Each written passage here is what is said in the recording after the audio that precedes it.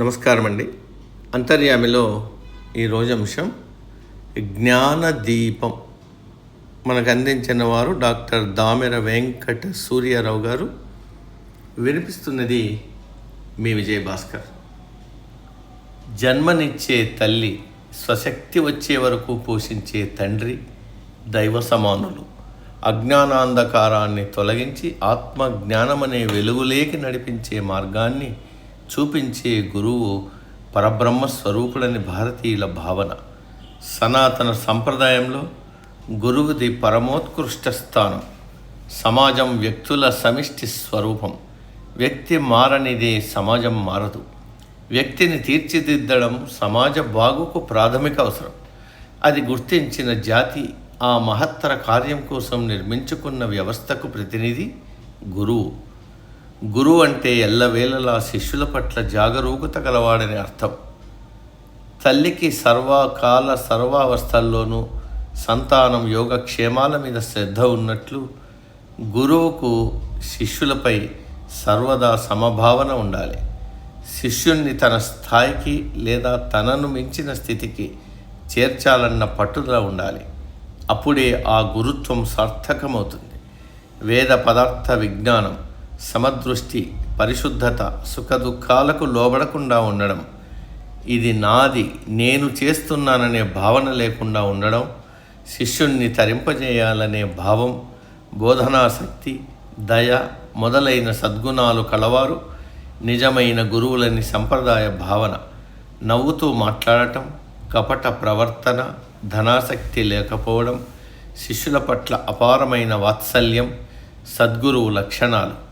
మహాభారతంలో భీష్ముడు ధర్మరాజుకు గురువు ఉన్నతిని వివరిస్తూ, తల్లిదండ్రుల వల్ల కలిగిన శరీరం మొదటి జన్మ అయితే సద్గురువు ఉపదేశంతో రెండో జన్మ ప్రాప్తిస్తుందని, అది చరితార్థమని చెప్తాడు.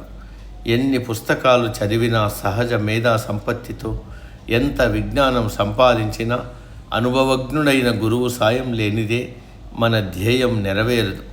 శాస్త్రమాచార్య సన్నిధి చదవడేని ఆ విద్య పరిపూర్ణం కాదన్నాడు శ్రీనాథ కవి. గురూపదేశం, పుస్తక పఠనం వల్ల సమకూరే విజ్ఞానాన్ని జ్ఞానంగా మార్చి వివేచనా శక్తిని, విశ్లేషణ సామర్థ్యాన్ని కలిగిస్తుంది. శ్రీరాముడికి వశిష్ఠుడు, ఒక దశలో విశ్వామిత్రుడు గురువులయ్యారు. బలరామకృష్ణులు సాందీపుని దగ్గర విద్యాభ్యాసం చేశారు. రామకృష్ణ వివేకానందులు అపూర్వ గురు శిష్యులు. సూర్యుడు లేకుండా వెలుగు లేదు, ఔషధం సేవించకుండా రోగము నశించదు, గురువు లేకుండా జ్ఞానం లభించదు అని పెద్దల మాట.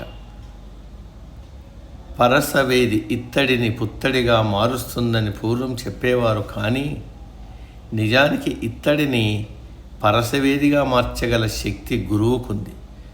నువ్వేమిటో నీకు తెలియజెప్పేవాడు గురువు అంటారు ఆధ్యాత్మికవేత్తలు.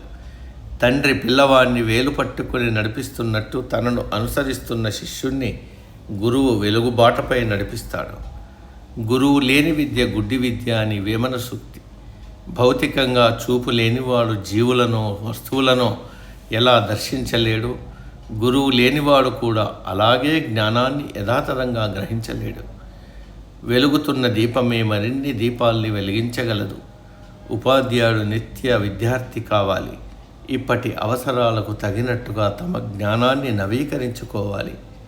ఉద్యోగాల కోసం చదివే చదువుల్లోనూ కాదు, నాట్య సంగీతాది కళల్లోనూ గురు శిష్య సంబంధాలు పటిష్టంగా ఉంటే విలువలతో కూడిన విజ్ఞాన సమాజం నెలకొంటుంది. సమాప్తం. సర్వే జన సుఖినో భవంతు. అందరూ బాగుండాలి, అందులో మనము ఉంటాం.